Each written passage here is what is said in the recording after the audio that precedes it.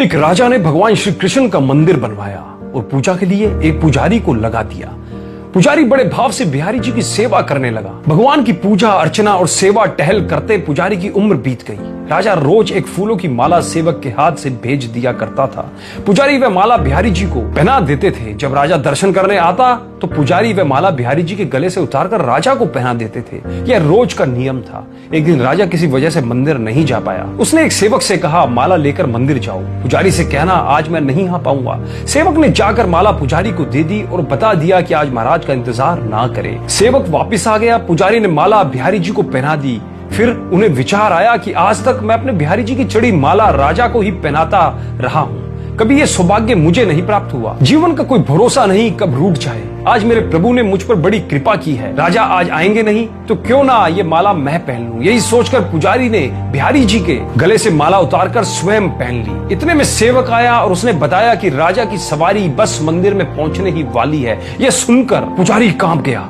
उसने सोचा, अगर राजा ने माला मेरे गले में देख ली तो मुझ पर क्रोधित होंगे। इस भय से उन्होंने अपने गले से माला उतारकर बिहारी जी को फिर से पहना दी। जैसे ही राजा दर्शन को आया तो पुजारी ने नियम अनुसार फिर से वह माला उतारकर राजा के गले में ही पहना दी। माला पहना रहे थे तभी राजा को माला में एक सफेद बाल दिखा। राजा को सारा माजरा समझ आ गया कि पुजारी ने माला स्वयं पहन ली थी और फिर निकालकर वापस डाल दी होगी। पुजारी ऐसा छल करता है, यह सोचकर राजा को बहुत गुस्सा आया। उसने पुजारी जी से पूछा, पुजारी जी ये सफेद बाल किसका है? पुजारी को लगा कि अगर सच बोलता हूं तो राजा दंड दे देंगे, इसलिए जान छुड़ाने के लिए पुजारी ने कहा, महाराज ये सफेद बाल तो बिहारी जी का है। अब तो राजा गुस्से से आग बबूला हो गया कि ये पुजारी झूठ पर झूठ बोले जा रहा है। भला बिहारी जी के बाल भी कहीं सफेद होते हैं? राजा ने कहा, पुजारी अगर ये सफेद बाल बिहारी जी का है तो सुबह श्रृंगार के समय मैं आऊंगा और देखूंगा कि बिहारी जी के बाल सफेद है या काले। अगर बिहारी जी के बाल काले निकले तो आपको फांसी दे दी जाएगी। राजा हुक्म सुनाकर चला गया। पुजारी रोकर बिहारी जी से विनती करने लगा, प्रभु मैं जानता हूँ आपके सम्मुख मैंने झूठ बोलने का अपराध किया।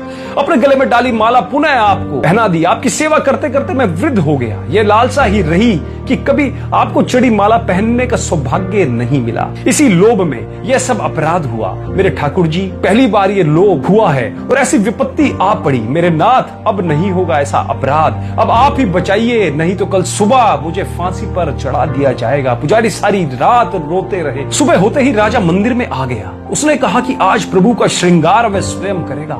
इतना कहकर राजा ने जैसे ही मुकुट हटाया तो हैरान रह गया। बिहारी जी के सारे बाल सफेद थे। राजा को लगा पुजारी ने जान बचाने के लिए बिहारी जी के बाल रंग दिए होंगे। गुस्से में तमतमाते हुए उसने बाल की जांच करनी चाहिए, बाल असली है या नकली। अब समझने के लिए उसने जैसे ही बिहारी जी के बाल तोड़े, बिहारी जी के सर से खून की धार बहने लगी। राजा ने प्रभु के चरण पकड़ लिए और क्षमा मांगने लगा। बिहारी जी की मूर्ति से आवाज आई, राजा तुमने आज तक मुझे केवल मूर्ति ही समझा, इसलिए आज से मैं तुम्हारे लिए मूर्ति ही हूँ। पुजारी जी मुझे साक्षात भगवान समझते हैं। उनकी श्रद्धा की लाज रखने के लिए आज मुझे अपने बाल सफेद करने पड़े, वह रक्त की धार भी बहानी पड़ी। तुझे समझाने के लिए कहते हैं, समझो तो देव नहीं तो पत्थर। श्रद्धा हो तो उन्हीं पत्थर में भगवान सब प्राण होकर भक्त से मिलने आ जाएंगे, अन्यथा तो सभी लोगों को उसमें पत्थर ही दिखता है। अतः मैं उम्मीद करता हूँ भगवान श्री कृष्ण की, भगवान श्री बांके बिहारी लाल जी की इस कथा, इस चमत्कारी कहानी ने आपके दिल को जरूर छुआ होगा।